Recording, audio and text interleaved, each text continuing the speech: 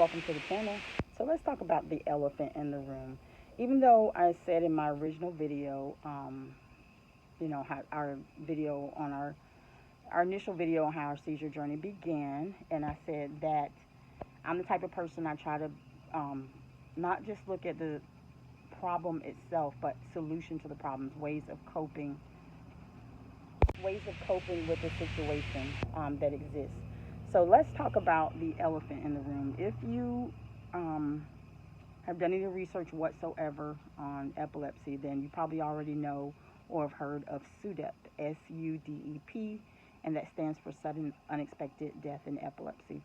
If you are someone that you know, if you know someone that has passed away from Sudep, a child, a family member, a friend, my condolences.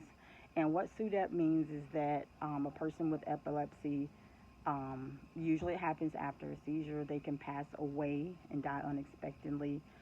Many times what ends up happening, the three major causes, there's still a lot unknown, but the three major causes are apnea. Sometimes the breathing does not restore after a seizure.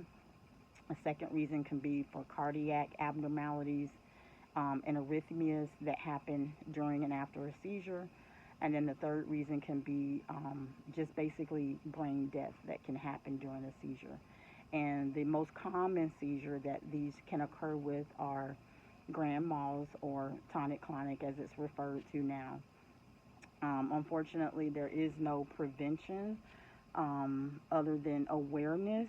Sometimes, even I have an Apple Watch for my son, even seizure alert pets. Just being aware of it and close monitoring after a seizure occurs. Unfortunately, there is no, I don't want to sound gloom and doom. I know a lot of parents who've had children that have passed away or loved ones or friends say they were never informed from their provider on what SUDEP is, and they never even knew it existed until their loved one passed away from it. And honestly, I think the reason a lot of providers don't bring it up, and I actually brought it up to my provider. I encourage you to speak to your provider to find out what your loved one's risk factors may be.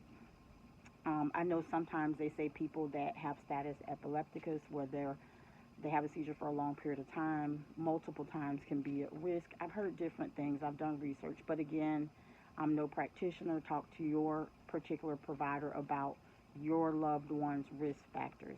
I think a lot of reason, and this is me from the outside of the medical profession looking in, this is just me speaking as a parent. I think that the reason a lot of providers don't speak about it more because they just don't know a lot about it. Outside of having your loved one tested for possibly apnea, any heart issues, maybe having a cardiac workup, I really don't know if there's any way to prevent it. I know that some people, some parents, some stories I've read, I've only had a handful of stories I've read where loved ones knew what SUDEP was before their family member passed away from it. Most people had no clue. They didn't even see it coming. And again, I don't know if providers just don't talk about it because I I don't even know what to do to prevent that from happening. I know for us, and I don't make these videos to seem passive or dismissive about my son's condition. I'm just trying to find healthy ways to quote unquote live normally with this condition that he has. However, I know, and of course, I've not lost a child, so I can, or, I can even begin to imagine what a parent experiences at the loss of a child, regardless of the reason. But, like I said, I don't know if it, they just don't talk about it. Like even when you have a baby, and we know the risk of SIDS and stuff like that, I think SUDEP is even a little bit more common than SIDS, statistically speaking. However, that doesn't stop us from having babies. For some reason, even with SIDS, we know it exists, but we still can function normally despite that. Like, yeah, we get up and check on our baby to see if they're breathing and stuff like that, but for some reason, it just doesn't seem to be as arresting, so to speak. So I know there's, you know, and I'm not trying to alleviate the usefulness of um, a medical dog, a seizure alert dog, because they're very useful. But these are all tools. They're not preventions, unfortunately. We even have an Apple Watch that's a tool for us, but we know that in essence, it's not going to prevent him from having a seizure. And they're only useful to tell you if they're having a convulsive type seizure. So they're not even useful for um, absent seizures and things like that. But yes, back to Sudep. Like I said, other than talking to your provider about risk factors involved, I know sometimes they say being aware in itself can help prevent it, so you're not passive about it. Another way they say is seizure control, taking your medication on time, not skipping your meds. So basically adhering to your medication, because basically if they can prevent the seizures, prevent you from having grand mal, then that sort of reduces the likelihood of you passing away. And how do you talk with a family member that has epilepsy? Um, we talked to Pietro about it because I didn't want him to find out from reading it on his own through the internet. You can find out anything on YouTube, on the internet nowadays. Or a friend. I didn't want him to be dumbfounded. So we briefly spoke to him and told him, hey, it's very rare, but a small percent of people pass away when they have a seizure. And I told him, the reasons why. And I said, you don't meet that criteria. However, I just want you to be aware of what that is. It's definitely a sobering conversation. If you're not sure how to talk to your child about it, talk to your practitioner, talk to a counselor to see maybe what the best way is. And of course, you don't want to live in fear. You don't want your child living in fear, but you do want them to know so they can take their diagnosis seriously. I know I've read a lot of parents that, they say sometimes the seizure their child had wasn't any different than than any other one they had, but for some reason they never woke up from the previous one. Or sometimes when they go to wake them up in the morning, they're just not there. So I really don't have an answer other than just making your loved one and family members aware of what it is.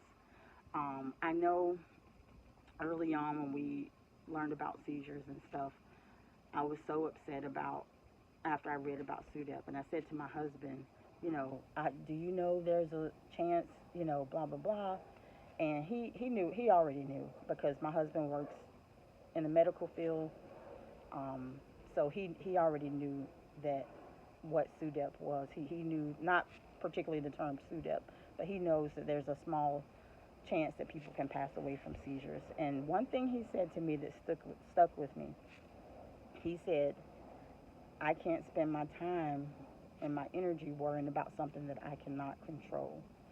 And so from that point on, and then my spiritual relationship with God basically helped comfort me that, yes, though it's terrifying, yes, I still, every time I pass by his room, I make sure he's okay. I glance in. When I'm up at night, I glance in, that kind of thing.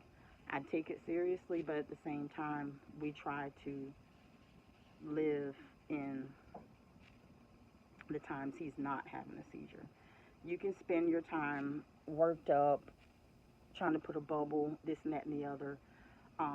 Unless a cure for epilepsy comes along, I just don't know if there's quote unquote a way to prevent it. Especially, and it's a terrifying thought to think that a person can have permanent brain damage from just one seizure. Terrifying thought.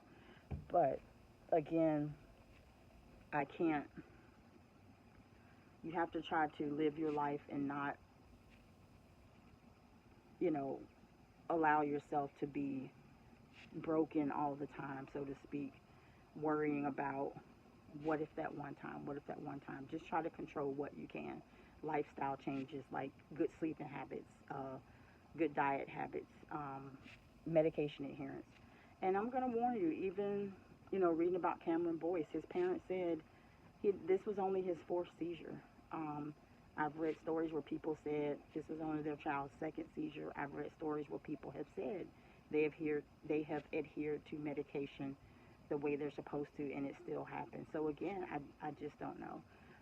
But again, if you have a strong faith, um, and you have the desire to want your child to thrive beyond, or your loved one to thrive beyond their diagnosis, that in itself can be comforting. You don't want the diagnosis to, you don't want the diagnosis to define them, but at the same time, you do want to use wisdom.